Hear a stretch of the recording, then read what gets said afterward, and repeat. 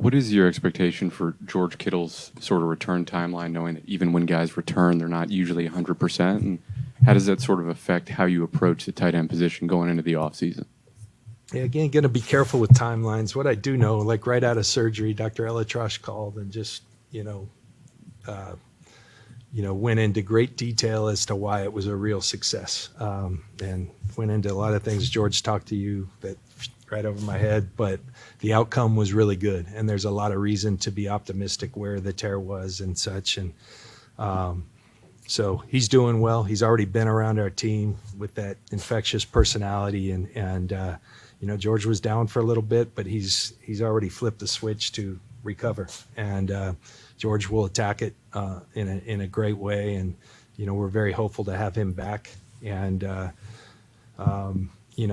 remember when I first started playing, you had an Achilles, and everybody's like, "Oh man, that's tough. You're never the same." That's not the case anymore. I think like a lot of things, they've gotten much better at the surgeries. They've gotten much better and more aggressive in the rehab and how quickly you get after it. And I think that will be the case for George. And we expect to have him back next year and a big impact like he always has been for us. Just quick on both of your special teamers that are 40 years old. They haven't discussed wanting to retire. Or they are open to returning. Yes.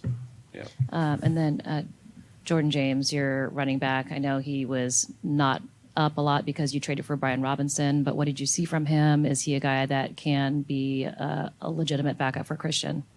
Yeah, I'm real excited about Jordan James. Wish we could have got him in there more. He was ready to go here these last 6 weeks of the year, big time. There was an opportunity for him. But if he has off season that we think he's capable of and can improve, especially the way he looked here at the end of the year, feel very excited about him helping us. Question for both. Not sure how much you guys pay attention to the conversation of the window being open or the window closing, but giving the youth on the team and how far you guys were able to make it with so many injuries this season, does it kind of offset that conversation about the championship window closing in the next couple of years or coming up soon, or does it not really have much of an effect in your mind?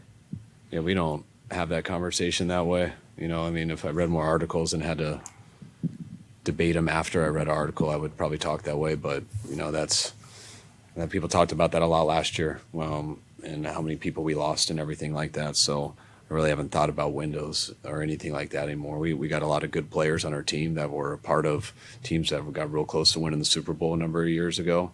And each year it's going to be a whole different deal. I'm proud of, to a degree, of what we accomplished this year, but we didn't accomplish what we totally want to accomplish, and we're going to try to accomplish that every year. Some years we're going to have better chances than others. But I struggle when people talk about windows and things like that, because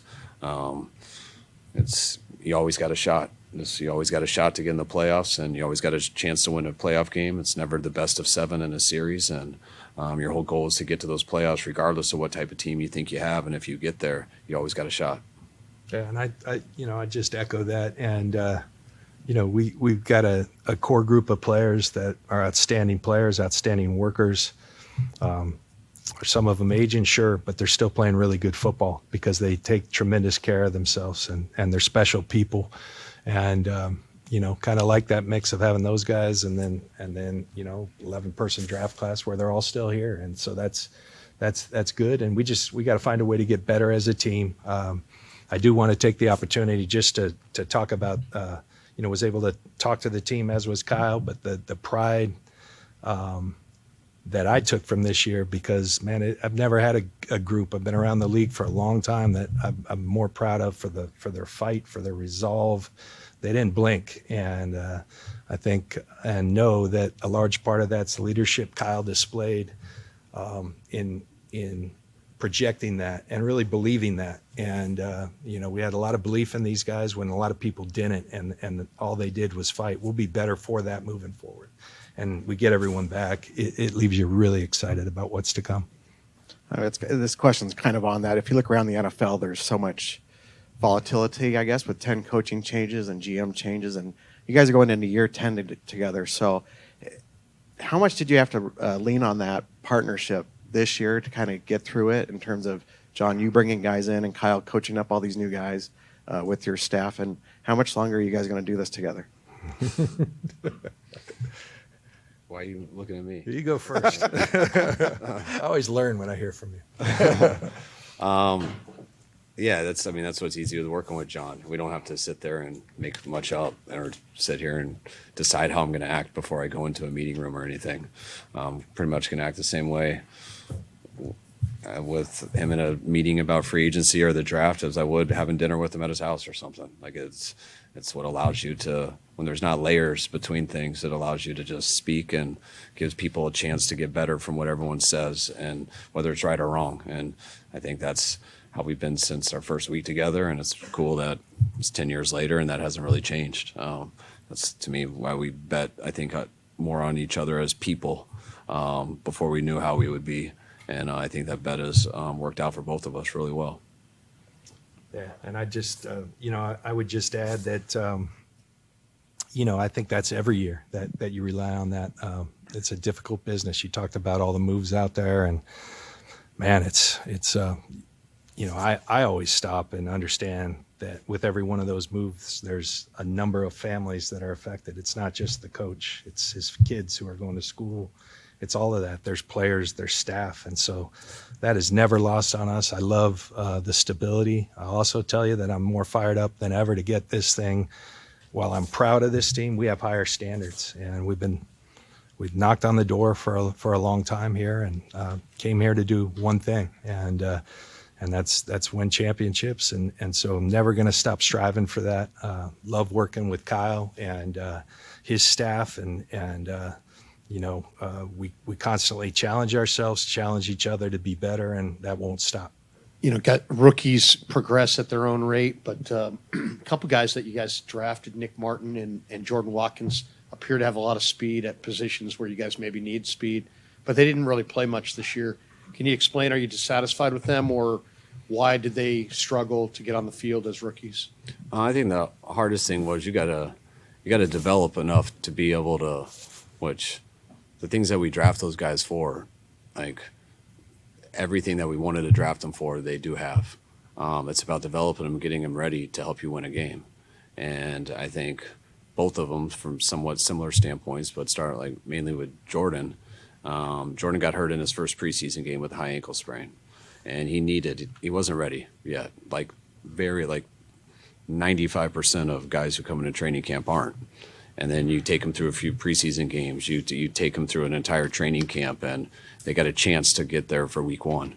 And then they usually realize, oh, I'm not totally quite ready. This is what I got to do, and maybe I can get there by week 5, week 6. When you get hurt right away in training camp and you miss a whole training camp, it's a huge window for guys who aren't quite ready yet. That was their chance to get ready. And then when you come back, where are you when you come back? If it's off a high ankle sprain, how's your conditioning now? All right, well, now it takes you 3 weeks just to get your conditioning back to where you can start to have a chance to improve. And when that happens, you have a setback, which you did. And so you kind of miss that window where you had a chance to gain on people. And then where are you sitting in week 12, week 13, behind a group of guys that are more consistent at this time in their career than you are. And then it becomes unfortunate for those guys. You have a losing season, you're totally out of stuff, and you just want to give guys chances, and that's all right. But when you're trying to compete for a 1 seed, trying to compete for just to get in the playoffs, you don't experiment with that at the expense of the football team. And that's kind of what both of those guys got in. I think Nick was working his way to have an opportunity with some injuries. And that was going to give him a chance. And right when that happened, he got a real bad concussion that lasted a long time. And so that kind of ended it for him. If there were a couple more injuries for these receivers in the last month or so, then Jordan would have been up. It wasn't that he wasn't capable. It's that he missed his window to pass some people. And I think that can end up being a good thing for a guy if they understand why it happens. And they use that from January to March to understand how to come into an off season to make sure you get ready right away, because you never know when that time's taken away where you can't get ready.